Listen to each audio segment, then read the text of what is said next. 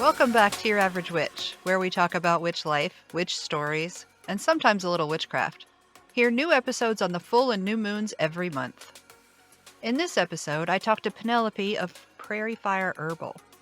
Penelope grows and forages the herbs and plants she uses in her candles, incense, and salves to provide us with beautiful tools in our practice. We talked about the effect of social media on society, struggles with imposter syndrome, and a little bit about snakes. Now let's get to the stories. Hi, Penelope. Welcome to the show. Hi, Kim. Thank you. Would you please introduce yourself and let people know who you are and what you do and where they can find you on the internet or wherever? Sure. I'm Penelope Reiholt, and I am the witch behind Prairie Herbal, where I make ritual candles and occult supplies. And you can find me on my website at www.prairiefireherbal.com. And I'm also on Facebook as Prairie Fire Herbal and Instagram as Prairie Fire Herbal. Easy to find. Would you please explain to everybody what it means when you call yourself a witch? Or do you call yourself a witch? If you do. I do call myself a witch. Okay, let me just say this. So I've been a practicing witch since I was 14 years old. I come from a family of not necessarily witches, but occultists. And so it's been part of my life and part of my personality since I was a young teenager. What my practice involves is a lot of work with herbs, a lot of work with poison plants, and a good dose of animism. And so those are the things that I work with. And yeah, so that doesn't really sum it up, does it? It Oh does boy. it does to me. Do you have any daily rituals that you'll share with us? So, my business, Prairie Fireable, is something that I work on every day. I work from home.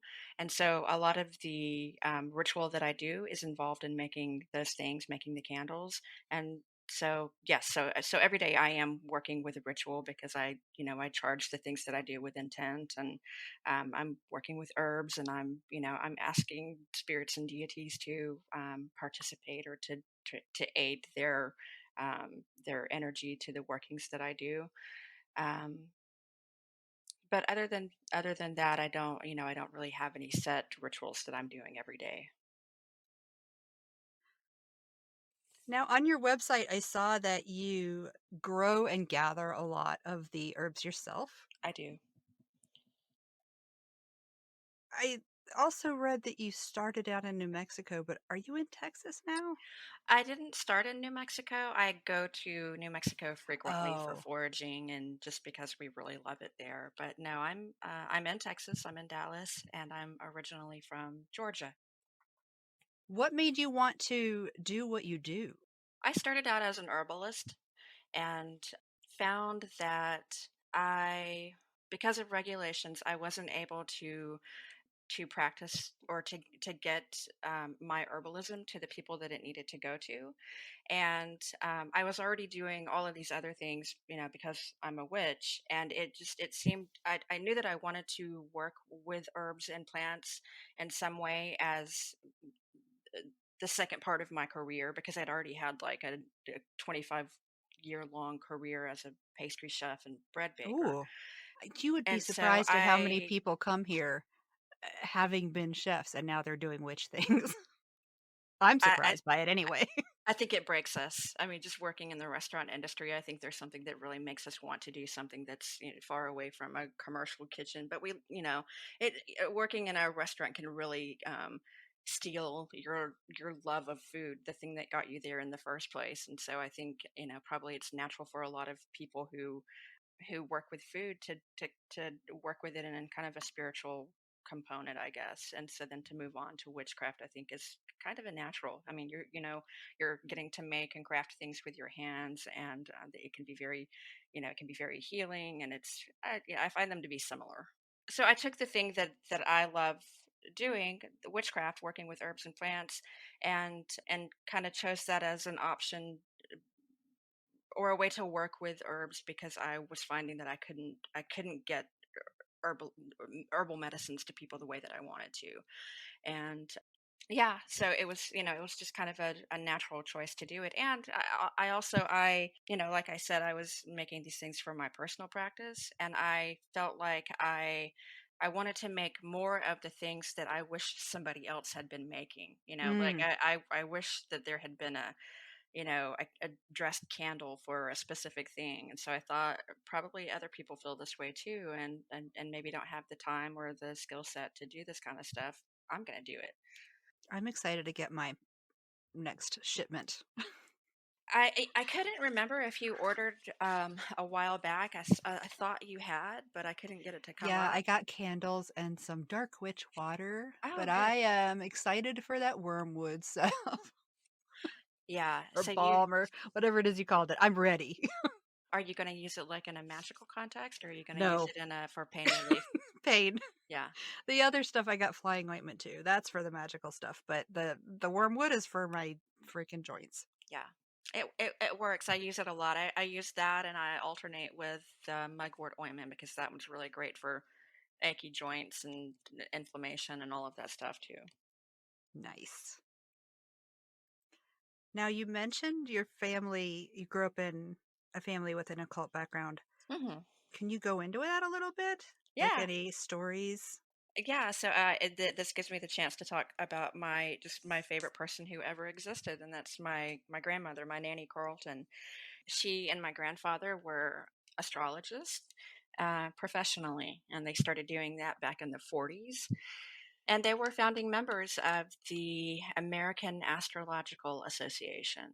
So my grandfather would prepare the charts because there's math involved and looking at the degrees of the planetary aspects on the horizon and all this kind of stuff. So he was really good at the math and kind of science part of it. And my grandmother would interpret the charts. So I grew up having spent a lot of time in their house, and astrology was, pretty important. I mean, every time a child or a grandchild was born into the family, they would do a chart. And when you were old enough to, kind of understand the things that the astrology that they did, then they would sit you down and tell you about, here we've kind of charted the way the way your life might go. Um, yeah, so interesting. They were both really interesting people. They were fascinating, and they sparked my interest in the occult. The very first time I ever used a Ouija board, I used it with my grandmother. Um, she could read palms. My aunt Karen read tarot cards for a living for a while. Um, yeah, so it's just kind of always around, and it never was like I don't come from like a lineage of witches. I can't make that kind of claim. I come from people who were like deeply involved in the occult. I want somebody to do my chart like that. I mean, it's a Who knows gift. me? I mean, like that's what I want. I want my family to be astrologers. Yeah, yeah. It was great to have like a really good astrologist in the family. My grandmother has passed. They've both passed on now, but when I got my talking to about my chart, she didn't spare my feelings. She actually, she pointed out these are, there was that one period of time, starting in my late 20s through my 30s, where she said you're going to have a really rough 7 years. It's going to be really hard, but you're gonna come out of it on the other end. You're gonna be fine. Um, but yeah, so that they didn't hold back. I would love a heads up like that because Yeah. I hate surprises. I hate them. I hate them.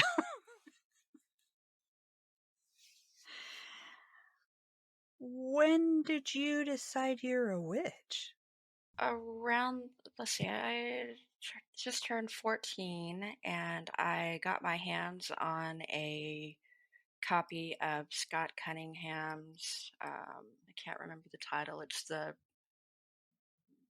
Wicca Is practitioner the one. solitary Are you Wicca for the solitary practitioner? Yeah, yeah, and a girlfriend and I, spent every weekend for about a year in my bedroom, with that book, and then we might have also had the Cunningham incense book, Oils and Incenses, and, we spent a year just working through the book, and because at that time, of course, there was no internet, and there wasn't Yeah. I'm not even sure how I got my hands on the Scott Cunningham book. It might Isn't have that crazy?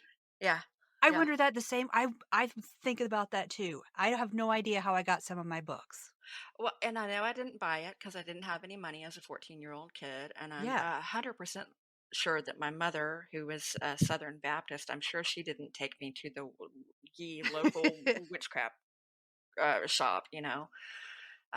So I guess it just sort of arrived at the right time, and you know, I didn't really start thinking of myself as a witch until several years later. I didn't know that I felt expert enough to give myself a title.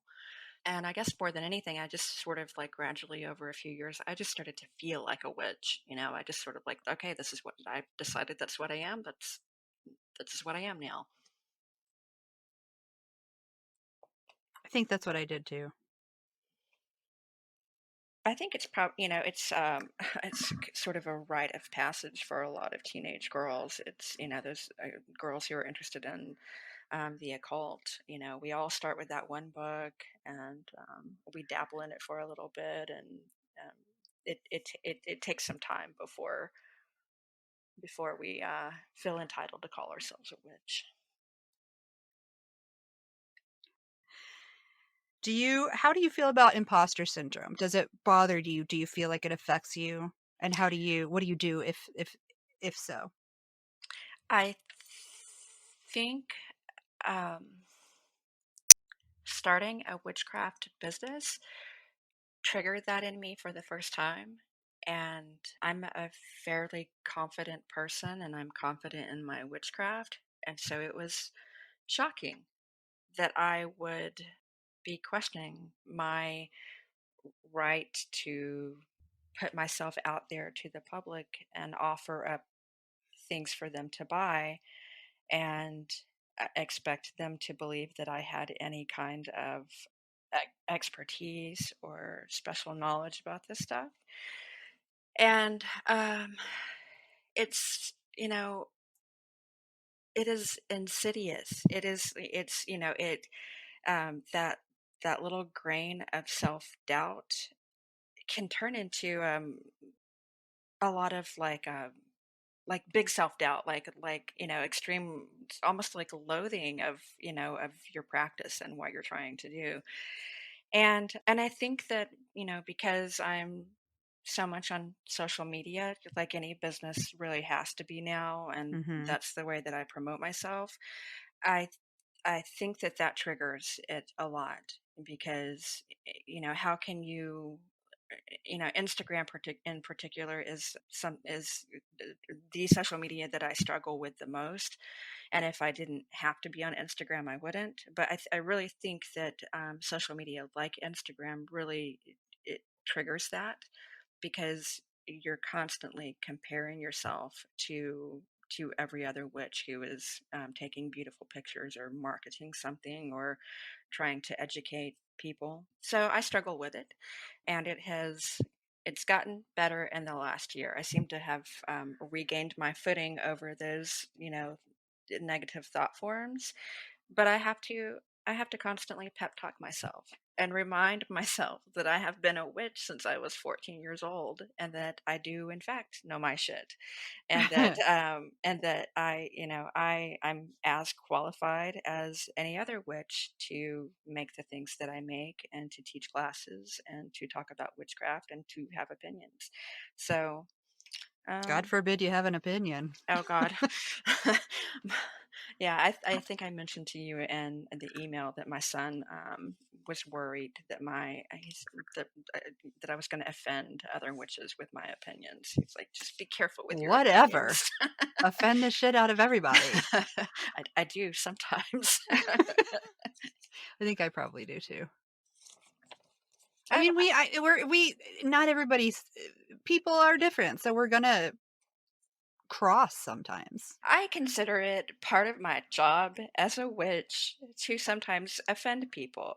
I see witchcraft as an act of defiance, as an act of chaos, as sometimes anarchy. I see it as a political statement, I guess. Yeah. And so I would hate to think that I go through this world never offending anybody, you know. How lame, well, not lame. How boring would that be? I mean, I offend half of my neighborhood, so um, and love it. I'm fine with it. What would you say is your biggest struggle when it comes to witchcraft? In my personal practice, or my view of what witchcraft is,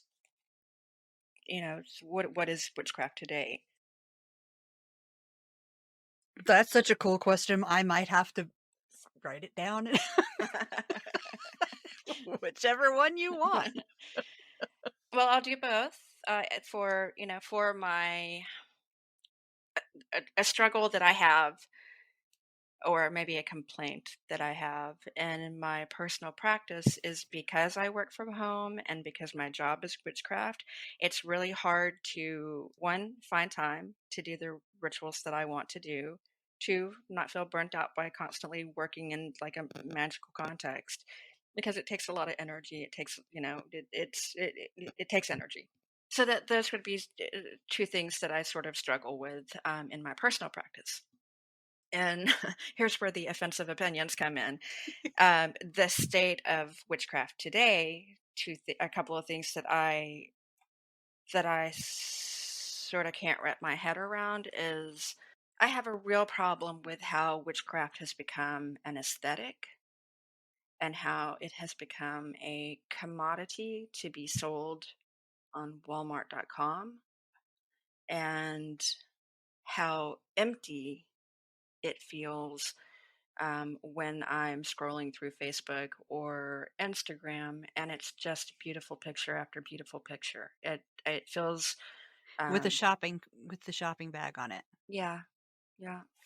And because I am a witch on Instagram selling products, I'm part of the problem.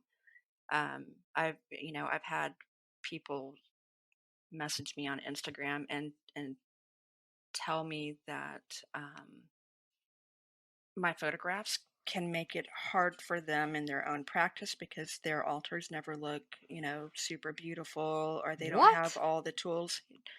Um, which is something I completely understand. I have a great camera. I can take a pretty good picture. I've got a setup to put all this stuff together. I've got a lot of little props that I like to add into my pictures. And if you're an 18-year-old kid,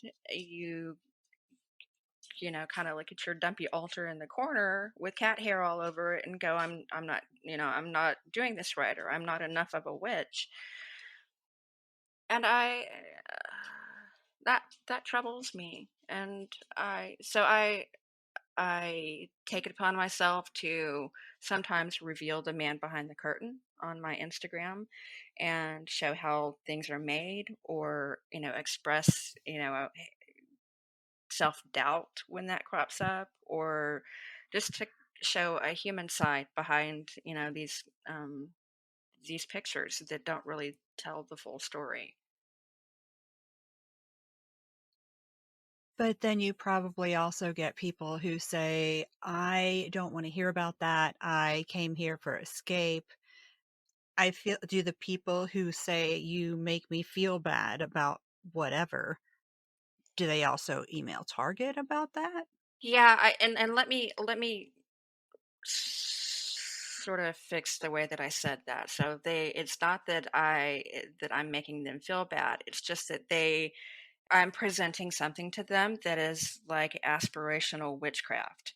And there's a conversation going on right now about how detrimental Facebook and Instagram are to young women.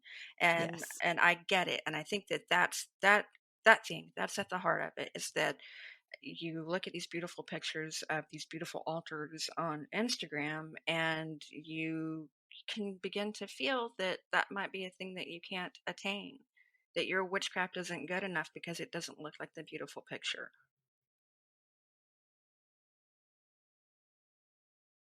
This is me thinking. Me too. I just don't. I freaking really believe in personal responsibility. I think that social media has taken some of that away from us, and especially if you were a person no part of your life, you didn't exist, before social media existed. So it's the normal thing that's a part of everything that you do. I I have have to remember they exist. That Yeah, I am different. yeah. I mean, I have two nieces who didn't exist until the internet came about, and they are constantly saying things like "do it for the gram." Every moment of their lives has to be documented for social media, and it's never just a random candid shots. Everything is staged, and it breaks my heart. I social media is exhausting. It's like it's too hard to be perfect all the time, and it's boring. I We're about the same age, so when I first got on the internet, it was like LiveJournal, Yeah, yeah, and I didn't know people weren't them. I didn't know people changed who they were. yeah. I didn't know that, and I don't think that I do that very. I'm sure I do somewhat because I'm a friggin' person, Right, but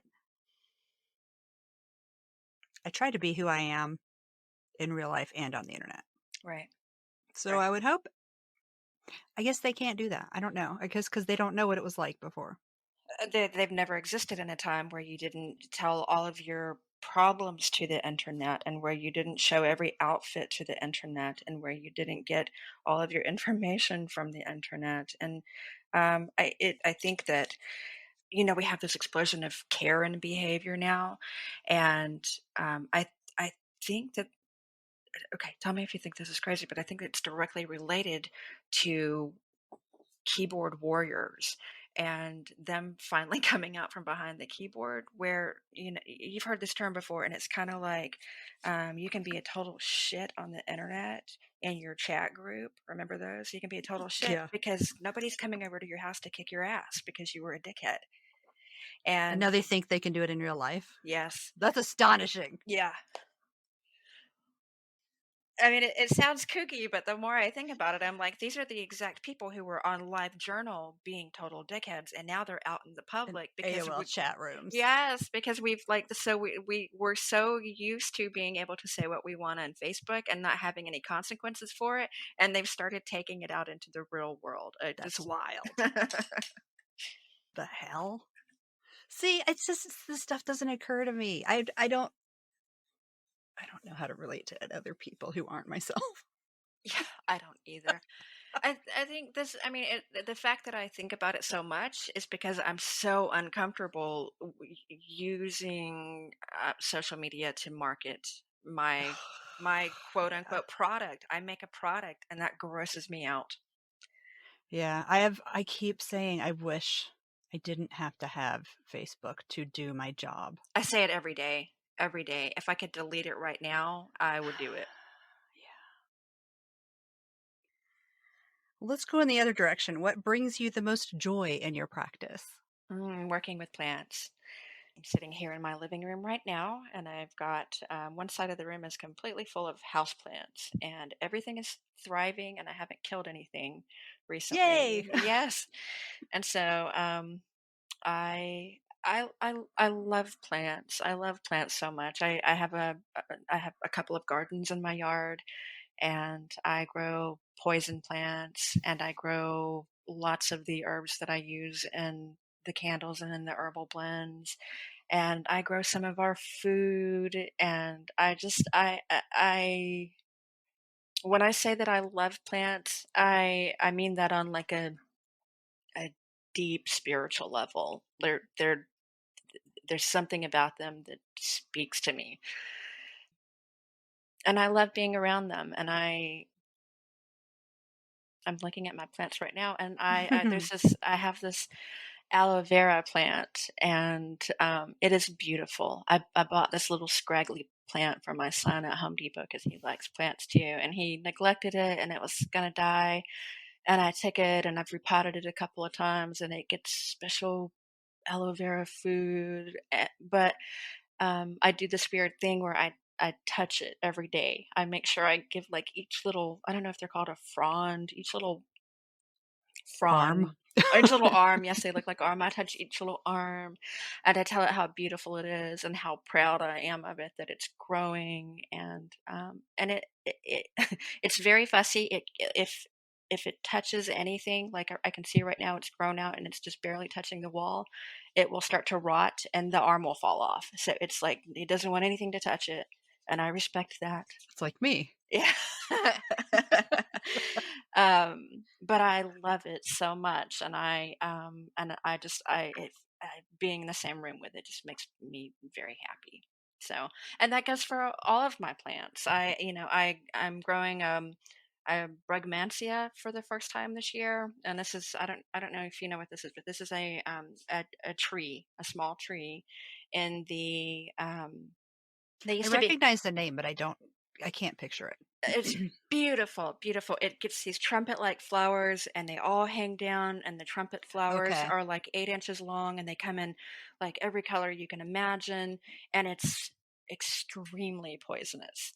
Um, That's why I know it. yeah, and so I bought one at the Canton Flea Market here in North Texas, and it looked so sad, but I have never seen one in the wild before, and so I bought it, and it struggled all summer long.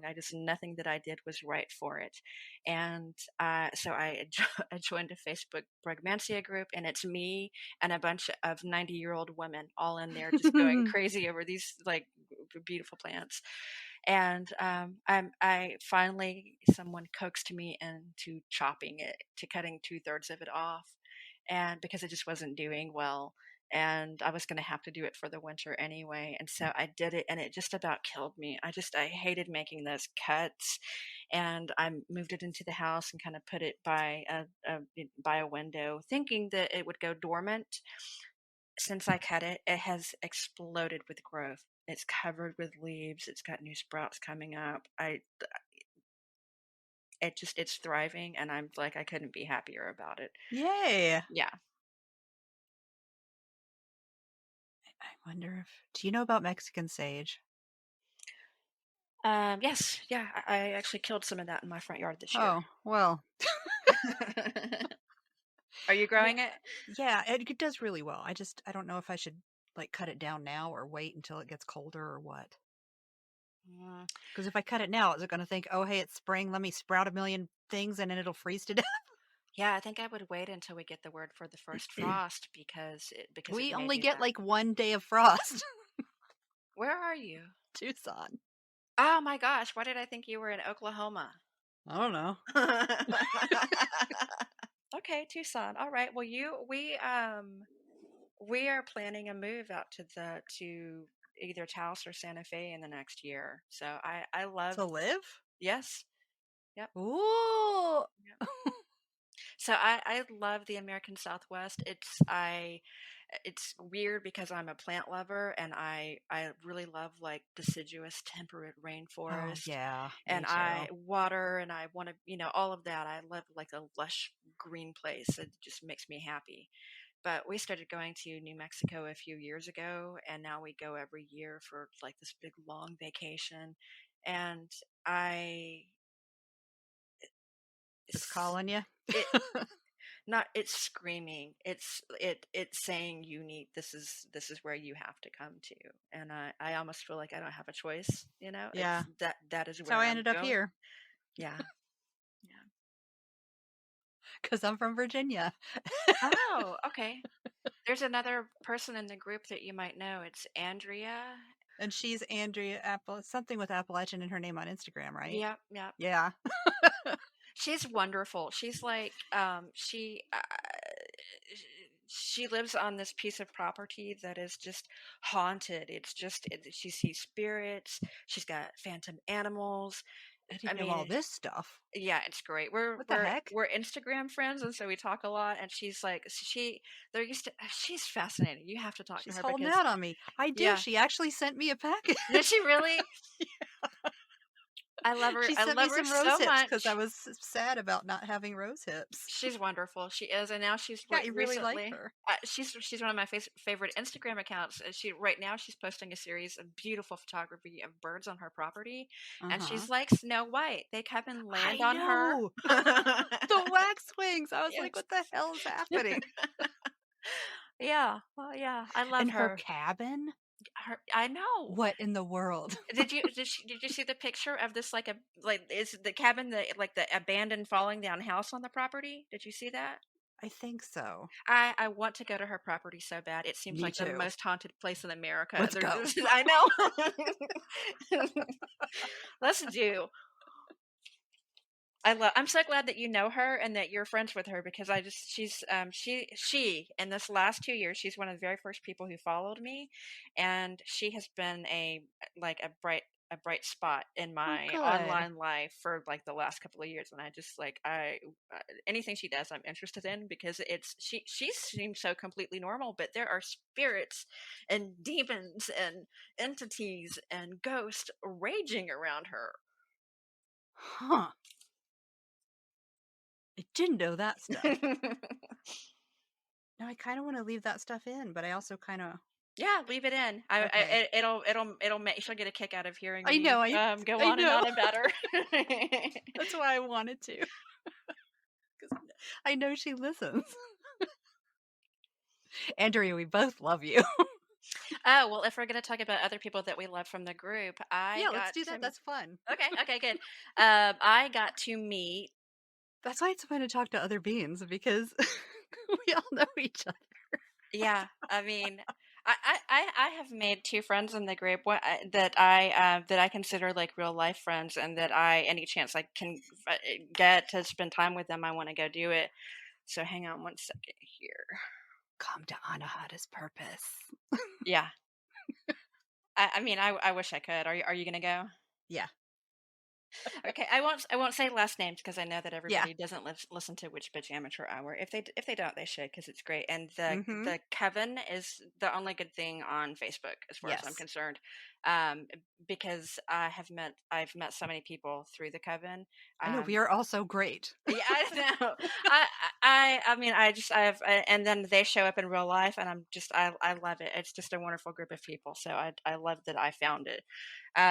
Casey, who is Yes. she does the monthly spell groups, Mm-hmm. and last summer for midsummer, I was at Texas Viking Festival as a merchant, and we talked a little bit before, and I found out that she was going to that, and she showed up, and we spent part of an afternoon together, and I fell in love with her. She's so wonderful. I love her so Mm-hmm. much. And then the next morning, we both got up early before anybody else in camp did, and we sat and talked for like 2 hours and had French press coffee.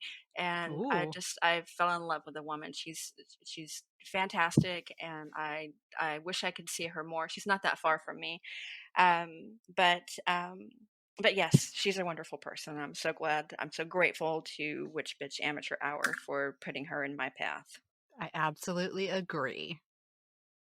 She's one of my patrons. Is she? Yes. That's wonderful. I love her. And then, so I'll tell you about another person that I love from Witch Bitch Amateur Hour. Of course, I love Macy and Charlie. They're fabulous, and they're also here in North Texas. I think one is in Fort Worth, and the other one's sort of out Canton way. Um, but I have a friend from the Facebook group named Amber, and she's the one who makes those beautiful brooches. They're hand beaded, and I don't know if you've seen them. They're great. She just started an Etsy shop called Prairie, and she sells them Hmm. there. But they're each one is like they're all not all, well, they're witch related, so um, they're all so intricate. They just look like works of wearable art, and I'm astonished at her handiwork, at her craft and skill. I just every time I look at one, I'm like, how the hell does she do that? It's so wonderful. And I bought a couple from her And when I wear them, I get so many comments and so many compliments, and they're fabulous. So Nice. What do you geek out about? fungi, mushrooms. Um, That is so in now. it is. Everybody's talking about it. I would like to be a butthole and just say I was the first. um, yeah, it's really in now, and it's I give a lot of that credit to Paul Stamets, who is a Oh yeah. personal hero of mine. I don't throw around the term hero lightly, but this guy I think could save the world. Do He you just watch Discovery? I don't know. I don't watch a lot of TV. My son controls the remote control here. That's why I know his name because somebody on who writes for Star Trek Discovery also is Oh into yes. mushrooms. Oh yeah, yeah, yeah, yeah. I have watched it. Okay. Yeah, he's named after Yeah, Paul that's Stamets. so cool. That character is so great. I love it so much. Me The too. episodes where the mycelial network has infected the Yes. spacecraft, and I geeked out so hard on that. It was wonderful. But yeah, I mushrooms. So I gather them up. I use mushrooms that I find in some of the candles and herb blends that I do. Um, I I I like their sort of underworld connotations. I like that they're still kind of scary. I like that they're delicious. I like how there's so many varieties of them. I take my son to, I mentioned that I really like a temperate deciduous forest. And our other place that we go to vacation is in the Smoky Mountains, like around Maggie Valley. And the Cherokee National Park there has got a um, temperate deciduous forest where we took a walk one afternoon and we must have seen, and I kid you not, we must have seen 100 different varieties of mushrooms there. I saw witch fingers, I saw slime molds, I saw turkey tails, you name it, it was in this small little area. And we we had taken like a horseback tour, so we were going oh. quickly, and me at the very end at the back of the horse is going, oh my god, oh my god, oh my god, we slow down, I really want to get a picture of this mushroom. I'm sure they all thought I was just out of my mind, but the hits just kept coming. I was just like, this is paradise, there's so many mushrooms here. I can That lady's got to be high. Perhaps she likes the mushrooms just a little too much.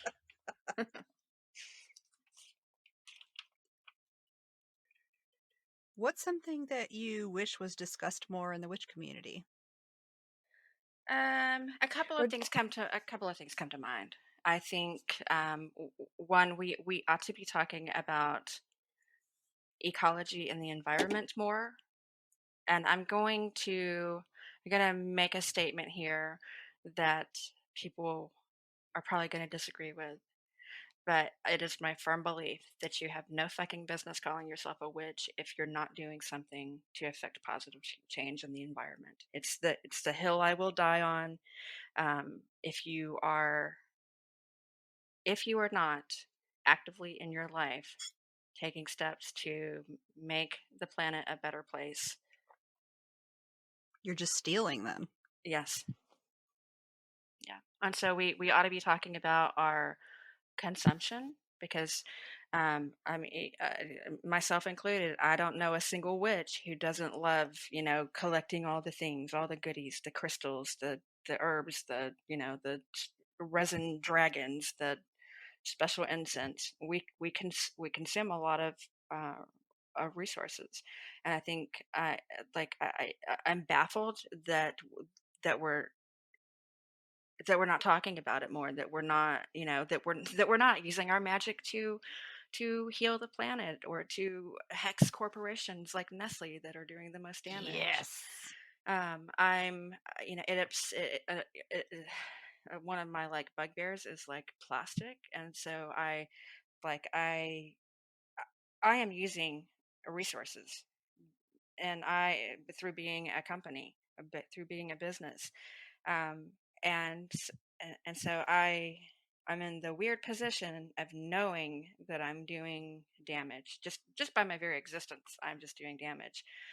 Um, and wanting to continue my work because I feel like they're like it's valid and it's good.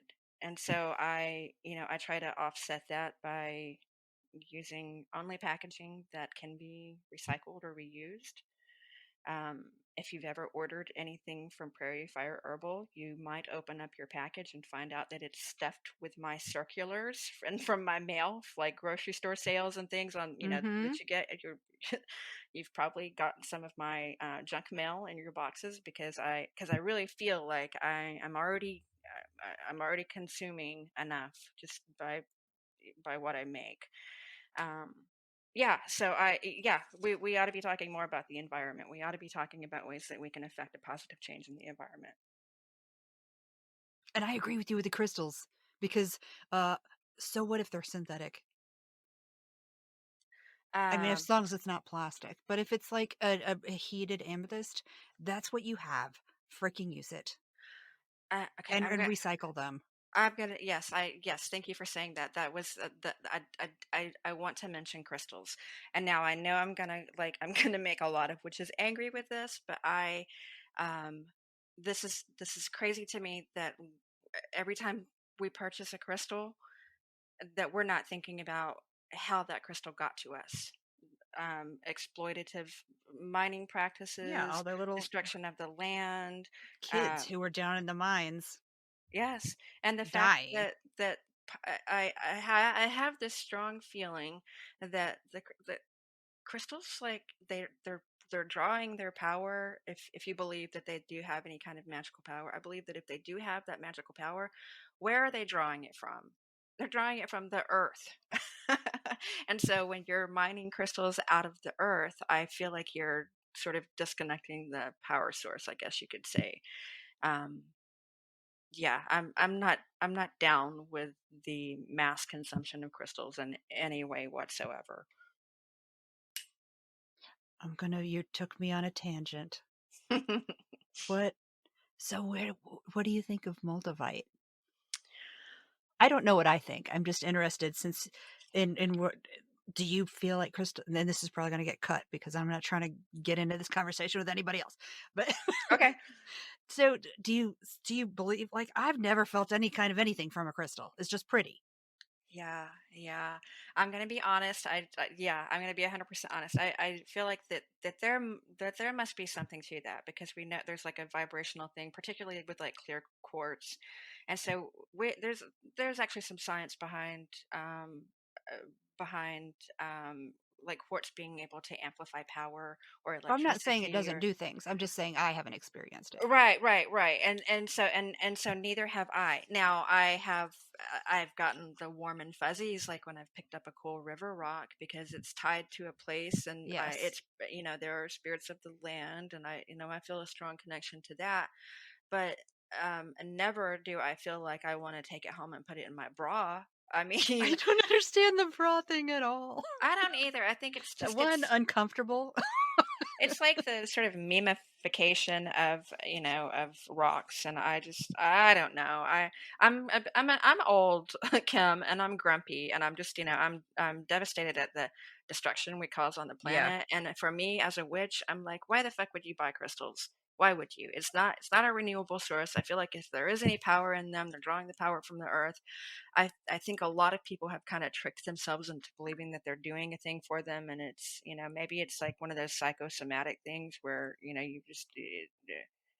it's only magical because you believe it is. Yeah. I don't know. I honestly, I just kind of think it's So, all do you bullshit. think that Moldavite does anything like, or other meteorites do anything? And if so, where do you think it comes from?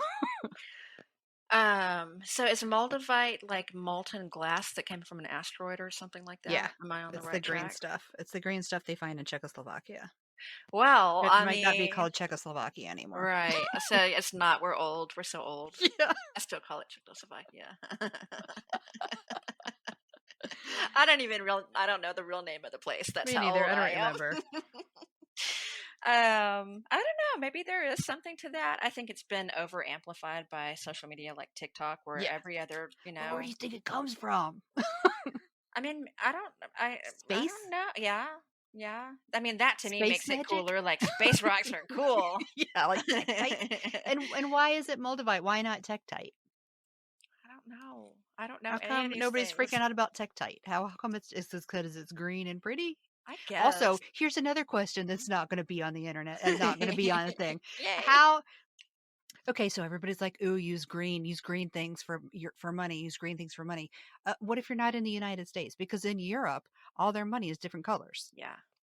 So I don't really dig that whole green thing. I do, and I'll tell you why. I Okay. Yeah, so yeah, I yeah. think we can tie it to money if we want to, but money hasn't always been green. You're right about that. But I think that when I think of the color green, I think about fecundity and lush growth and this tropical Okay. jungle where vines are climbing up things, and it's like it is a rich, delicious green landscape. And so if I'm thinking about like financial magic, that's where I'm thinking. Like I'm thinking Okay. about that kind of like yummy green growth. I can get with that. But when I was talking to somebody from another country, I was like, "Well, what do you use? Rainbow fluorite?" That's Okay, a where good are we? question. You need to like get to the bottom of that. Like, I mean, what do you like? I don't. I'll ask some of my traditional. I have a separate Facebook group that is private, and I will invite you to it. And Yay! um, it's hidden because I've had a bunch of racists trying to get in recently. Jesus Christ. I think it has to do with the name because it's called folkloric and traditional Oh, witchcraft. yeah, they're trying to get up in there and flash their okay signs or whatever the I heck think so. I that think they've is, and be confused Nordic, yeah, they've confused folkloric with folkish, dumbasses, and which so just stop taking words and turning them into bullshit. How about yeah, that? yeah, yeah. So, but I'll Shitbag. invite you to that. But that I Okay, think yay. that'd be an interesting question to ask because there are a lot of English witches in the group because Ooh, it's traditional yeah. witchcraft, and so we should ask and find out like when you do money magic. I mean, or what do you? Is it green? We'll have to find out. That's a great Yeah. question. How has environment speaking of environment, Hmm. how has it shaped your practice? And do you think it would be different if you lived somewhere else? 100%. 100%. I live in right between Fort Worth and Dallas in a piece of landscape that I consider spiritually devoid. Like I can't like I feel nothing in this place that I live, and it's a heartbreaking thing for me. There's been a lot of progress, quote unquote Oh, progress, yeah. in the We're getting last. that here. Yeah, so we're very close to American Airlines, and they've torn down a forest and displaced all of the animals, and really, in my opinion, negatively affected what was once a pretty interesting piece of property. And it's all and like that I don't get like a spiritual connection to this piece of property that I'm on. Um, so yes. So yeah, I think that like your like location, I think environment can play a huge role in a magical practice. It's one of the reasons why I feel so strongly called to return to New Mexico again and again because New Mexico feels just like imbued, like bursting at the seams with um, genius loci and with spirits of place and land whites and these big archetypes like coyote and crow. It just and the same goes for the other area that we travel to sometimes in the Smoky Mountains. That place just feels just older than old, like older than we can even know, and just so many old spirits that are not even for me not even recognizable as anything that might have ever been human, just weird spirits, and and I don't get any of that here. That's sad. It's heartbreaking. It's really sad, and as a plant person, my neighborhood has quite a few old oak trees, and what I do feel from like the plants in my neighborhood is sadness. I like they it feels sad. Do you know who Lady Althea is? Yes. I'm got the took her something like How to Be a Local Witch or something. Hmm. It's exactly what you're saying. Oh, I'm Like curious because this I've is my looked at her last classes. email of it's a 6-week thing, and this is the last week for me. Was it self-paced? Yeah. Well, sort of. I mean, well, she sends you an email every week. Yeah. I'm curious about that. I've seen her classes and I see her work online and admire some of the things that she's written. So I'll look into it. That'd be an interesting class to take. It's really interesting, and like it's just exactly what you're saying. So what does she say about it? That Well, that's what today's. I read it this morning. That's what today's thing was about. That some places are dead, yeah, and you can try to bring it back, but right now it's dead. yeah, yeah. That's stuff that that feels like my neighborhood. The even to the point of like so we're talking like in a magical or a spiritual context, but it actually feels dead to me in a physical context because the soil here is so poor, so bad, Yeah. so pumped full of chemicals from everybody in my neighborhood putting pesticides and chemicals on Ugh. their grass, that the soil here is basically worthless. So when I want to grow anything, I've like over the last 5 years, I've been using this company called or an app called Chip Drop.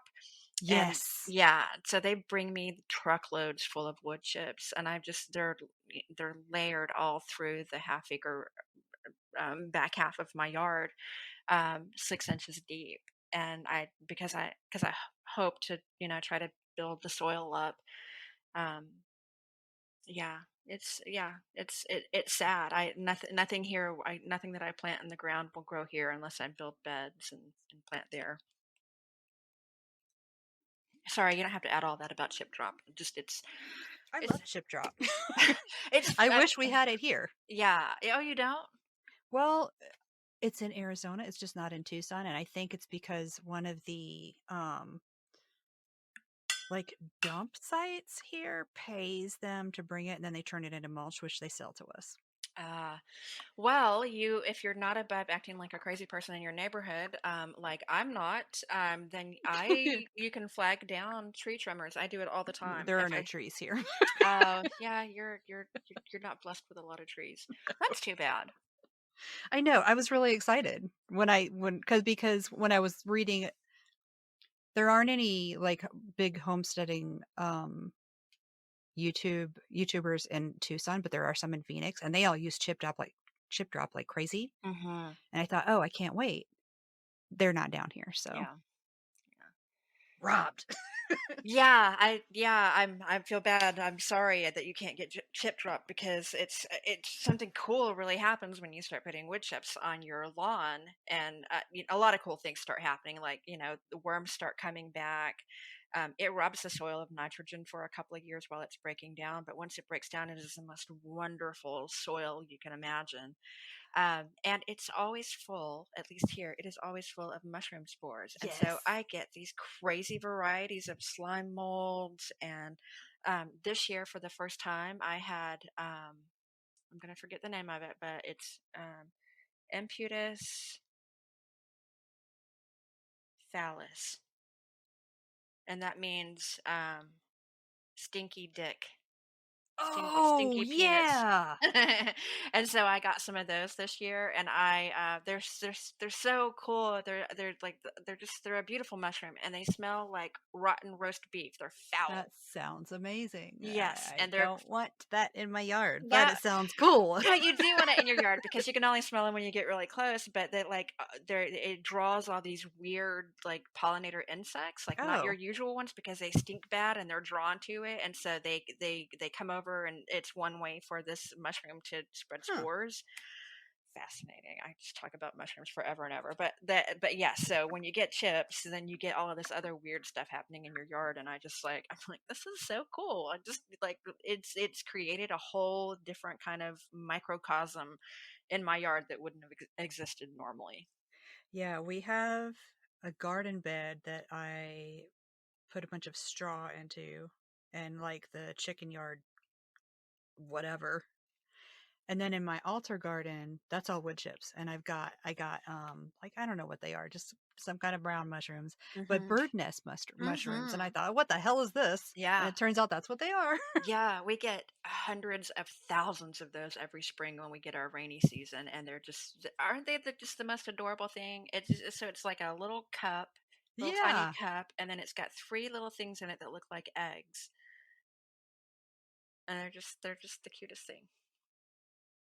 that's basically all we get is those brown things and then bird nest. And that's only in my altar garden. The brown ones sometimes come up in like random dirt, but mostly in the garden. Um, you can there are a lot of like spore companies now that you can buy really interesting mushroom kits from, and I'm not just talking about the magical ones. You can buy those too. Um, What? yes, yep, I need to find that. But I knew about the edible ones. yep, yep. I just don't know that we have a place in our house that we could do that Yeah, yeah. I mean, that's because something it's you have to be very really dry here. careful with. You have to do it in the house. There's a whole setup, and there's a lot of places you can look online to figure out how to do it. But so um, it is still against, it's a federal law against growing them. You can illegally buy them, I think, in like 48 Oregon or states. something? Oh, No, illegally. no. I think Oregon just changed the law, but I think it's still, I don't know what's happened to the law about, I think you can take them now, but I don't think that you're allowed to grow them. Oh gosh, whatever. Yeah, yeah. Do you celebrate any holidays or Sabbaths? I do. My two favorites are Yule and Samhain, and I use or I part celebrate both of those as generally in the context of like ancestor work or spirit work. And so I make offerings to my grandparents and to passed on ancestors or even not ancestors at those two times of the year. And yeah, and the other ones I really love midsummer. So I celebrate that every year. And then the other ones, they don't really fit my practice, and part of that is because of the landscape that I'm in. We were Yeah. talking about landscape, but being here because some of those other ones are harvest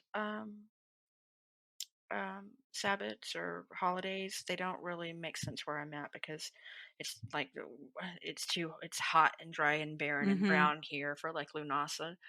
Um, yeah. Do you consider Samhain to be your new year? Yes, I kind of do. But yes, so yes, I do.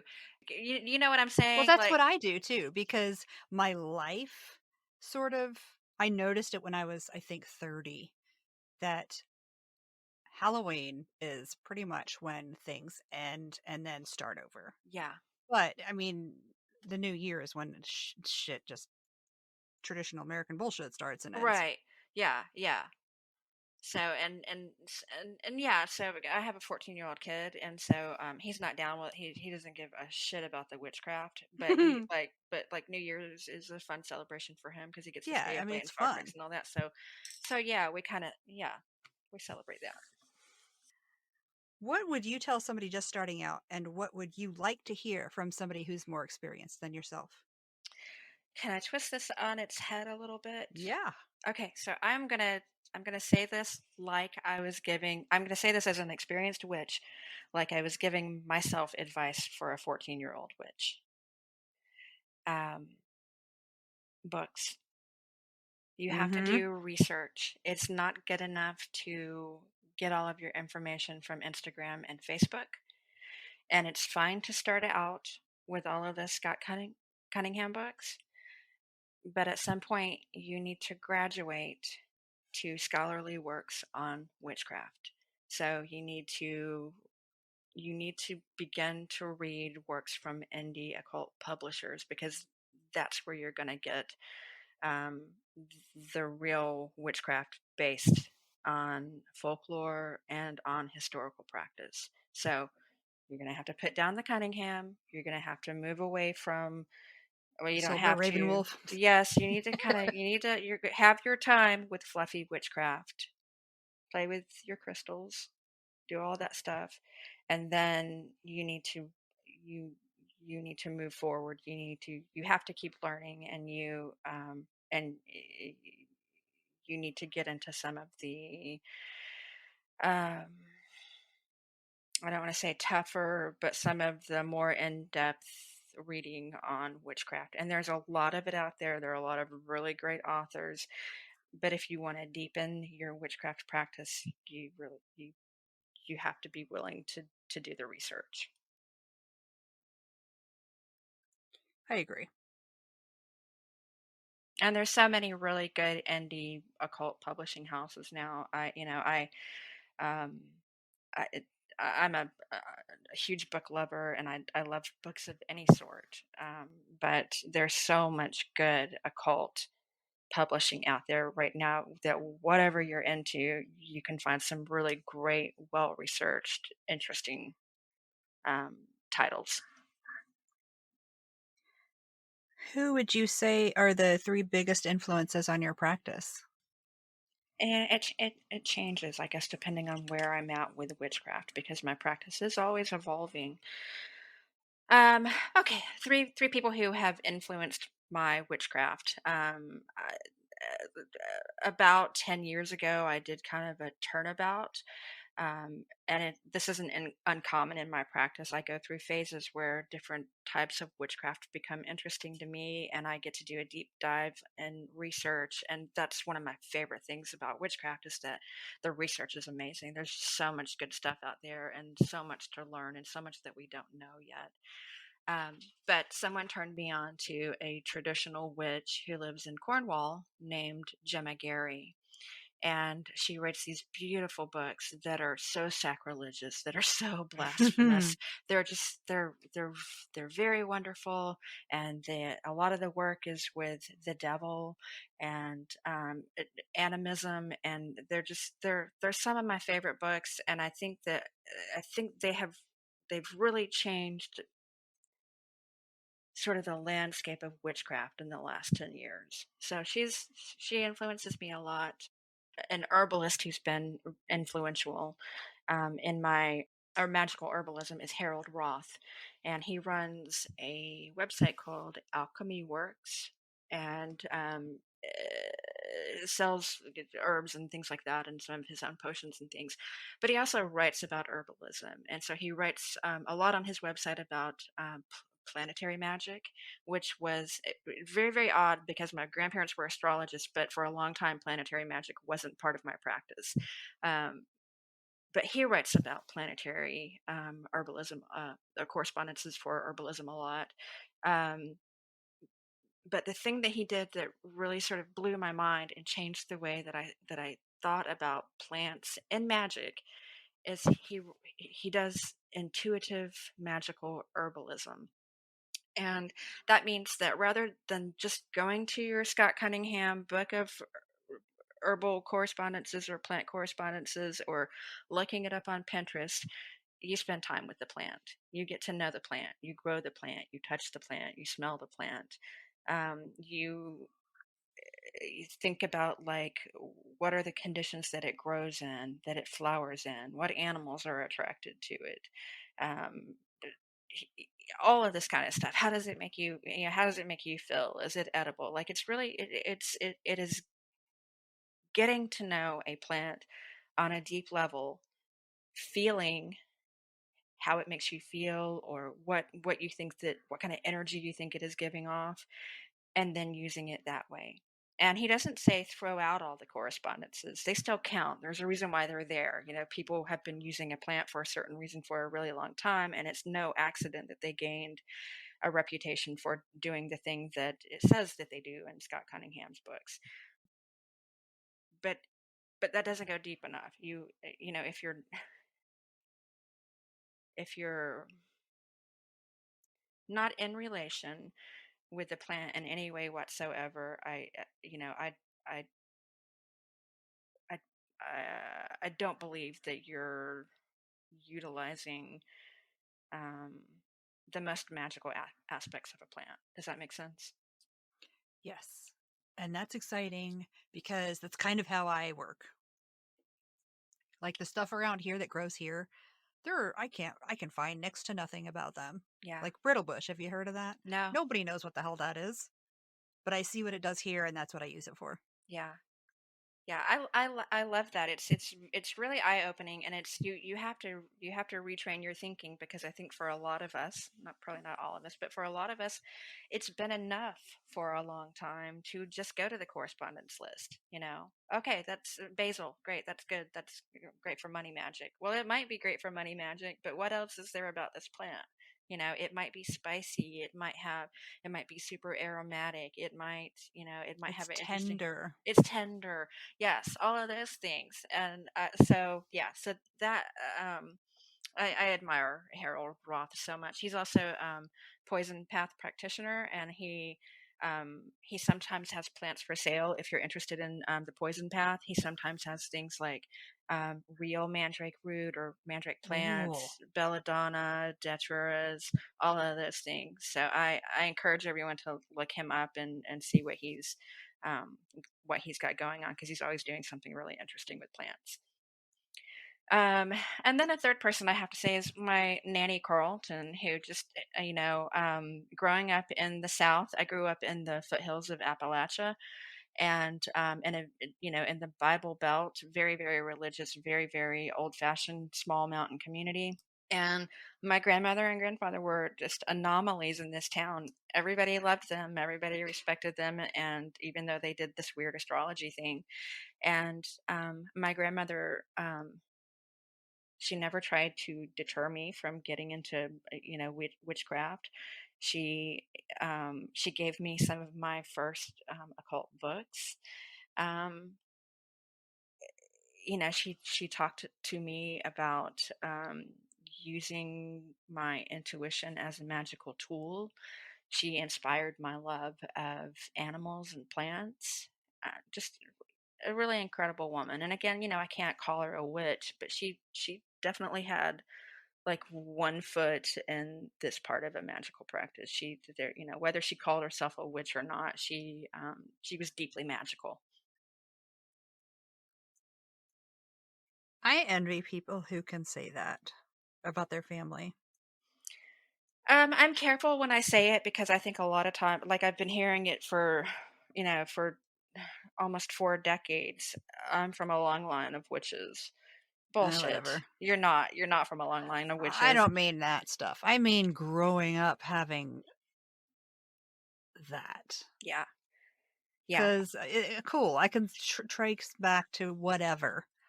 But if I don't have any sort of relationship with those people, who cares? Yeah. Yeah. Yeah, I feel really lucky to have had the time that I had with my grandmother. I spent a lot of time with her alone after my parents divorced, and um, I'm so grateful for every moment that I had with her. She just everything about her just sort of emanated like um,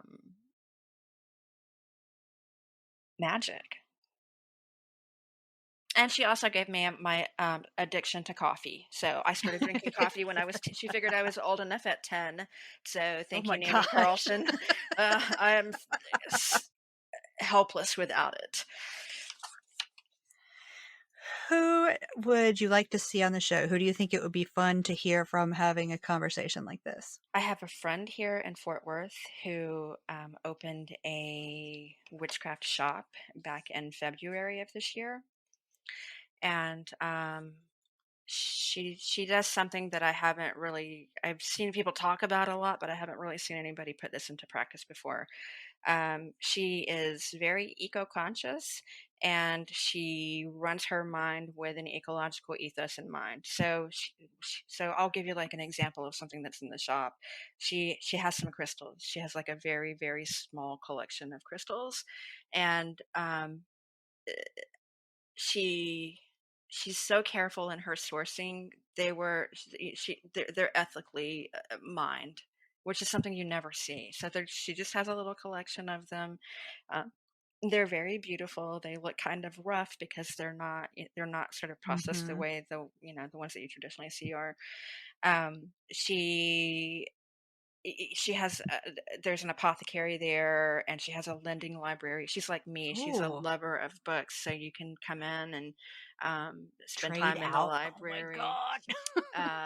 I don't think that she does a trade out. You're allowed to come in and spend time in the shop because she's Oh, got some titles that are a couple of 100 years old. So I don't think she's going to want anybody to take this out of the shop. And witchcraft books are expensive. I mean, yeah. Um, but so she'd be really interesting to talk to because I've thought for a long time that eventually what would happen is that I will open a witchcraft shop.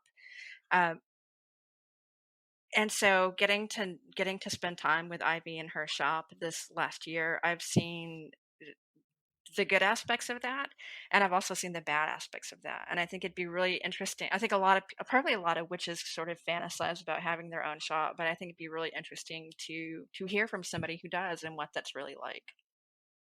Is there anything else that you wanted to talk about that I didn't ask? Something that I said a little, I talked about a little bit before, but that I want to sort of emphasize. I want to put kind of a point on it. Is that um, that witchcraft it is political. It is political, and if your witchcraft isn't political, I think you have some questions to ask yourself. Because witchcraft is about autonomy and is, um, in a lot of cases, it's about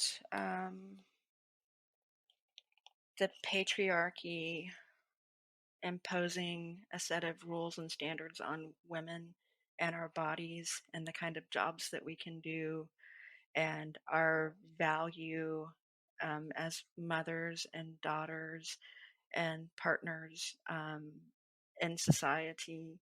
And if you're not getting mad about that, then again, I feel like you might have some questions for yourself that you might need to take a deeper look. Um, I also think that witchcraft um, is punk rock. I think that there's an element of anarchy and chaos and fuck you to witchcraft that that I really embrace.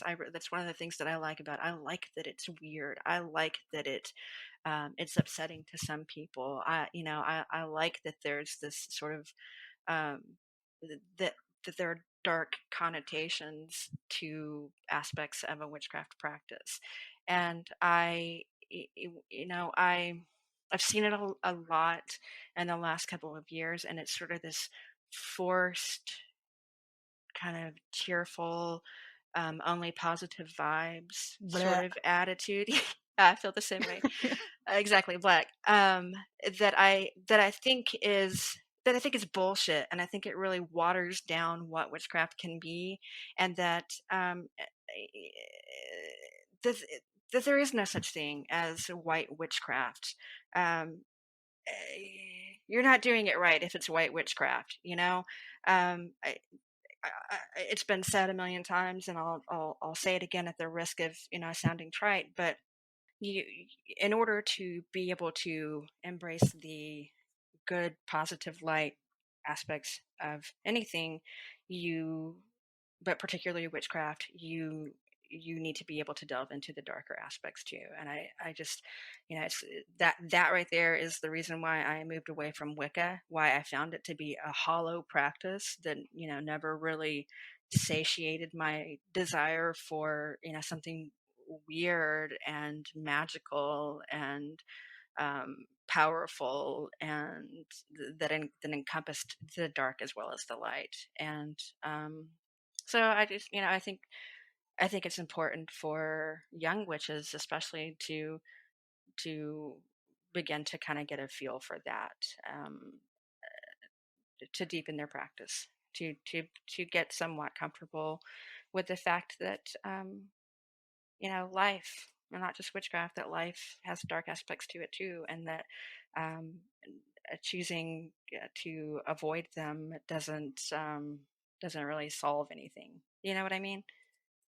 If you don't figure out how to deal with the dark stuff, you got to figure out how to deal with the dark stuff. Yeah. Yeah. I mean, I think that a practice that's only full of love and, quote unquote, love and light or blessings or thoughts and prayers is pretty vapid, pretty meaningless. You can sit there and Personal say, opinion. I maybe get hell for that. you can say love reacts only, but something bad will happen eventually. No matter how Yeah. much love and light you parade around, Yeah. you got to be able to deal with it. Yeah. So And if you embrace. ignore it and say it's not there, you're gonna get fucked. Yeah. Yeah. I mean, just like with anything in life, it's not going to go away. It's still going to be there. Um, yeah. So I think we should make up some bumper stickers and T-shirts that say, "Keep witchcraft punk rock." Ooh.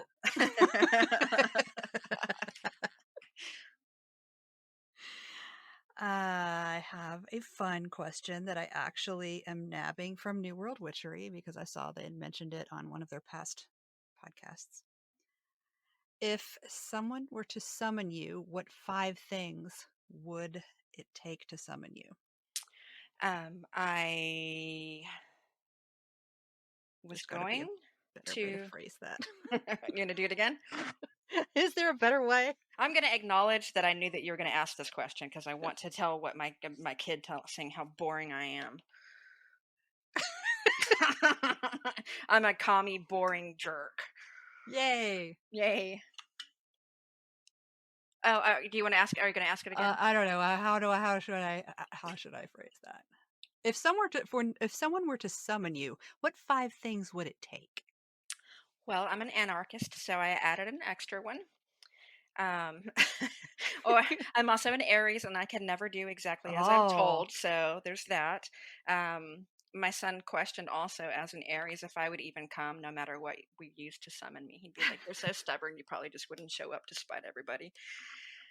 Um, okay, I have 6 things. We talked about Paul Stamets a little bit earlier, but like I said, he is a hero, and put him anywhere, and I will go there. So that was the first thing.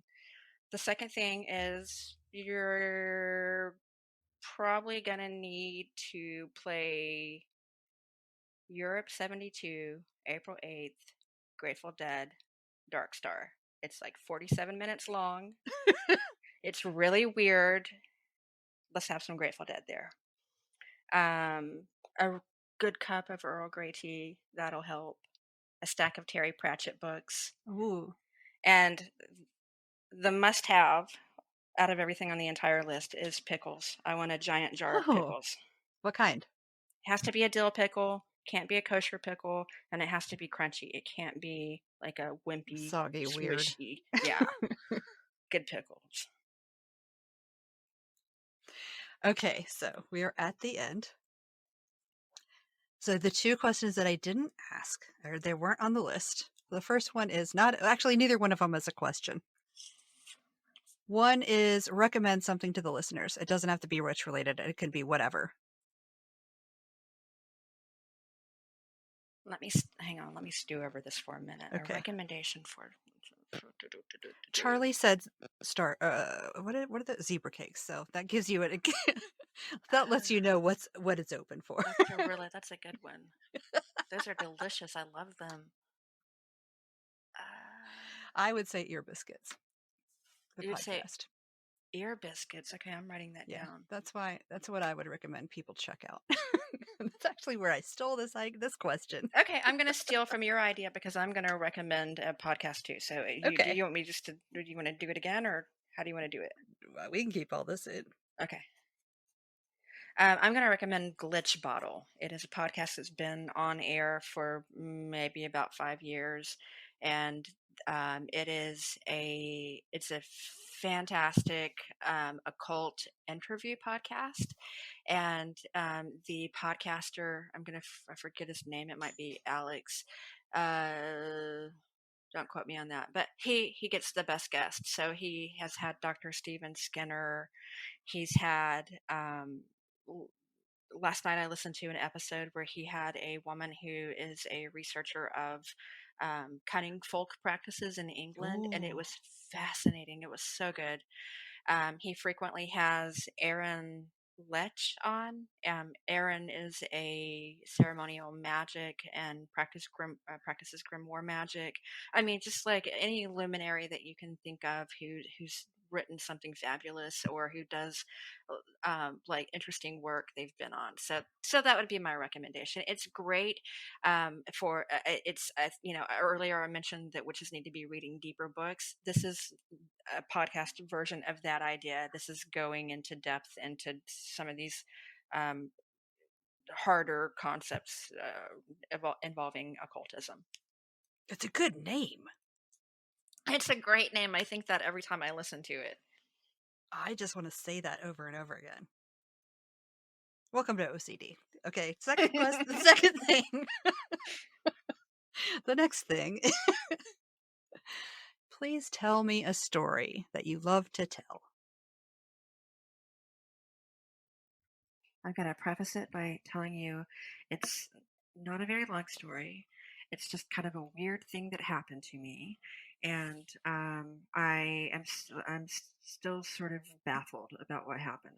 It's kind of a little bit of a mystery. But I have a deep, primordial fear of snakes. And as an animist and as an animal lover, it's something that it's I don't understand it. I like spiders. I like bugs. Rodents are cool. But snakes, they strike the heart of fear into me to such a degree that it's hard for me to. It's like a phobia. It's An actual one. yeah, and so I like in the past, like up until like 2 years ago, I have had to be really careful about like watching Animal Planet or Discovery or anything where they might have snakes, like a little bit before my bedtime, because if I see snakes, then I'm gonna have terrible snake nightmares, and have had them my entire life, and just so scared of snakes. Um, but a couple of years ago, I realized that that this is there is something about there's an aspect of like magical snakiness. There's something about snakes that are magical, and that I needed to work on this thing. I wasn't going to go out and buy a snake, but I needed to look at myself a little bit and see what this fear was all about. And so 2 years ago, we took our semi-annual trip to Maggie Valley um, in the Great Smoky Mountains, and we'd been there for about a week. And I was a little bit concerned about snakes. I'm keeping an eye out like I always do. Everywhere I go, when I go to get in my car, I keep an eye out for snakes. I mean, it's just a little aside to the story is 3 years ago. I walked out to my car and a snake fell out of the sky and landed on my car. And The there's not. universe is messing with you. Yes, well, we have this bird.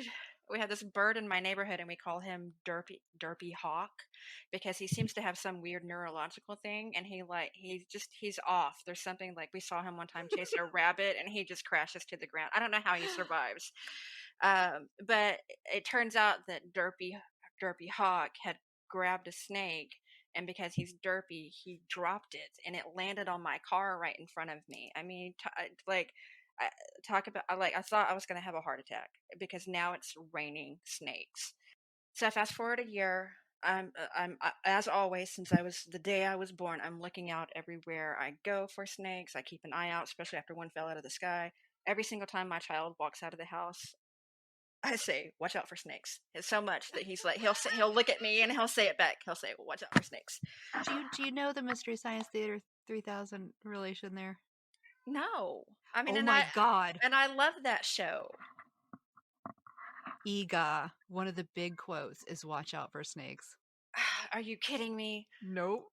Oh, if you know what episode, you've got to tell me because I've been It's watching. Ega. Eegah. Oh, okay, Ega. Okay, I'm gonna look it up. I'm gonna find it because watch out for snakes because That they is fall out of the amazing. sky.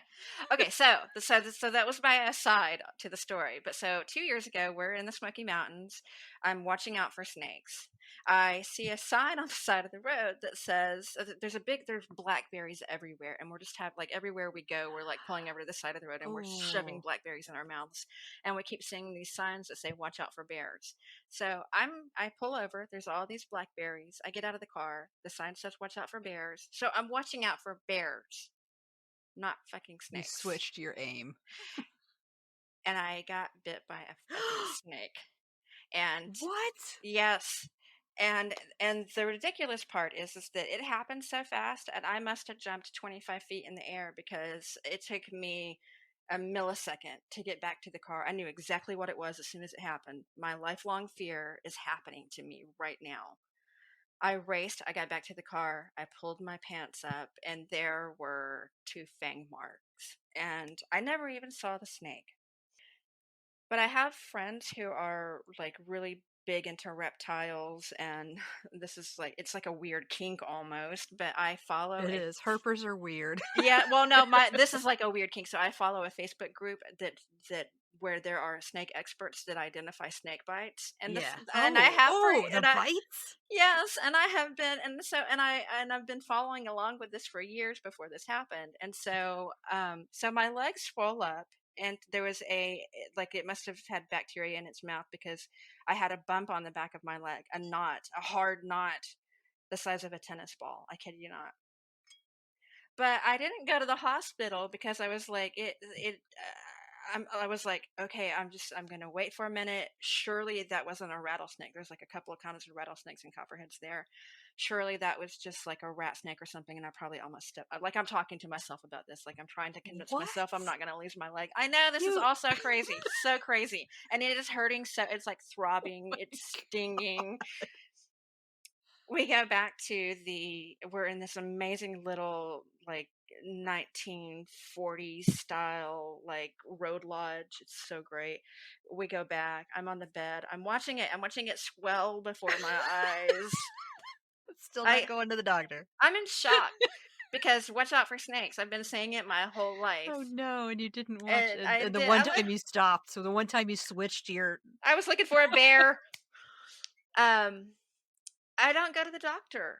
I fucking treat it with hand sanitizer. I'm sorry. This is what I did because it's all I had, and I was scared. And I'm with my 14-year-old, and he's like, "We need to go to the hospital. You got bit by a snake, stupid." No, I think I'm just gonna hold out. I'm gonna see what happens. There's not a hospital anywhere. I would have to drive to like Asheville to get to a hospital. So Oh. I'm like, probably gonna have to helicopter me out because I'm gonna die. Anyway, I don't die. I don't die. We're gonna uh, wait for that ride. we're gonna wait. We leave to go home a couple of days later. I have a knot on the What in back of the my leg. world? I know, I know. I have a knot on the back of my leg for a year, a whole year. And then after a year, it starts to, this is disgusting. So it starts to Necrosis. necrosis, but it was so mild that I didn't go. Oh, And it's I, sloughed. yes, and so I didn't go to a doctor, but I had been bitten by a brown recluse about 10 years before that, and I did have necrosis, and that was like a whole other thing. Like for like, so like Yeah. twice in my life I've had necrosis. Um but I have these people on this Facebook group, and I like, I early on when I got back, I sent, pictures, and I'm like, maybe like I'm trying to make up things. Maybe two wasps got me at the same time, right? They're like, "No, that is a snake bite," and it was huge. There's like an Oh my inch or more gosh. between the two fangs, but they're what they think happened is that it was venomous, and that it was a dry bite because one of the fangs went in to the area where it turned into like a tennis ball sized knot, and the other one just grazed the surface. And so I have a scar on my leg from where I got bit by a snake, Holy probably crap. a poisonous one, according to these people. And I have been, and so that's my story. I've been so careful my entire life. I know that I have a problem with the fear of snakes. It finally happened. I knew it. I always knew someday a snake was going to get me. It didn't happen when it fell out of the sky, They missed. but it waited a year and it tried again, and it got me. It got me. And It's the same snake. yeah, yeah. I mean, so that's, yeah, that's my interesting So was it snake story. copperhead or rattlesnake? I thought you were going to say it was going to be a copperhead. I don't know. I really But if it don't was an know. inch, I would think it would be a rattlesnake. Whatever it was, because it was an inch apart, it was massive. It was Yeah. massive. What Like, in the world? My husband's going to love this story because he's a herper. and well, one of the worst parts is that I didn't get to see it. I think I probably would have fallen over and just died because I'm Yeah. so scared of them if I had seen it. But I immediately, as soon as it happened, You'd have I just been knew. like timber and you fall backwards. Yeah, yeah, on top of the snake and kill it, the little bastard. Yeah, so That's a good story. now that's twice I've been bitten by something venomous, and I'm just like, man, maybe they're thinking third time's the charm. They're gonna get me on Wait, the you third didn't go to time. the doctor for the brown recluse either? No, no, no. I did go to the doctor for that, Okay. for sure, because the top of my foot turned black. Yeah. Yeah, they're not nice. Yeah. Holy crap. That was an adventure. As soon as we get off of the interview, I'm going straight to Netflix and to see if they have this particular one because they don't have Okay, all of them. yay. And if they don't have it, I'm going to buy it because I feel like it's a sign from the cosmos. Watch out for It's snakes. so bad, but so good, but Yes. also so bad. I really think all movies ought to be filmed in that format with just a bunch of like chuckleheads in the audience just ripping the movie to shreds. Every movie would be improved if they all got the MST3K treatment. That's what I do every eating day. That's my holiday. I watch the Turkey Day Marathon and I eat a bunch of food by myself in my house, maybe with my partner. I That's love it. that. I also have like a binge watch that I do every Thanksgiving. It's if Casey gets to hear this, she's gonna love it because I recommended it to her. But my tradition is to try to binge watch as many episodes of Time Team, this old English archaeology show where they would go out on a dig and they would do an archaeological dig in 3 days. So they're like racing against the clock to find a Roman hoard. It's wonderful. It's so good. But that's so, yes, I also binge something on Turkey Day. Okay, I love that. That one's for you, Casey. Well, thank you for being on the show. Thank you. This was delightful. Yay. And I will see you around the internet. Okay, wonderful. Thank you, Kim. Thank you. Bye. Bye. Once again, thankfully, it's review time. This one is from Downturned Lips on Apple Podcasts, titled A Witchy Tea Party. Downturned Lips says, a lovely way to spend some time discovering more about the witchy community, ways of practice, and how others experience their spiritual journey. Each episode feels like a friendly and non-judgmental conversation, perfect for the solitary witch looking for fellowship. That is exactly what I want to hear, so thank you, Downturned Lips. I want everybody to feel included in this community, and hopefully this show helps.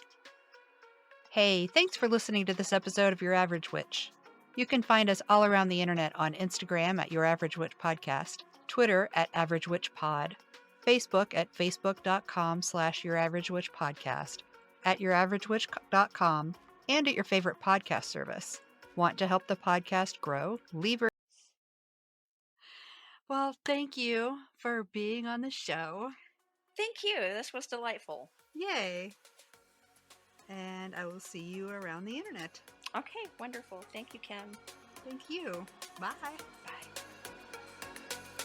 Once again, thankfully, it's review time. This one is from Downturned Lips on Apple Podcasts, titled A Witchy Tea Party. Downturned Lips says, a lovely way to spend some time discovering more about the witchy community, ways of practice, and how others experience their spiritual journey. Each episode feels like a friendly and non-judgmental conversation, perfect for the solitary witch looking for fellowship. That is exactly what I want to hear, so thank you, Downturned Lips. I want everybody to feel included in this community, and hopefully this show helps. Hey, thanks for listening to this episode of Your Average Witch. You can find us all around the internet on Instagram at Your Average Witch Podcast, Twitter at Average Witch Pod, Facebook at facebook.com/Your Average Witch Podcast, at YourAverageWitch.com, and at your favorite podcast service. Want to help the podcast grow? Leave a review. You can review us on Amazon and Apple Podcasts, and now you can rate us on Spotify. You just might hear your review read at the end of the next episode. To rate Your Average Witch on Spotify, click the home key, click on Your Average Witch podcast, and then leave a rating. You can also support the show by going to patreon.com/cleverkimscurios. If you'd like to recommend someone for the podcast, like to be on it yourself, or if you'd like to advertise on the podcast, send an email to youraveragewitchpodcast@gmail.com. Thanks for listening, and I'll see you in the moon changes.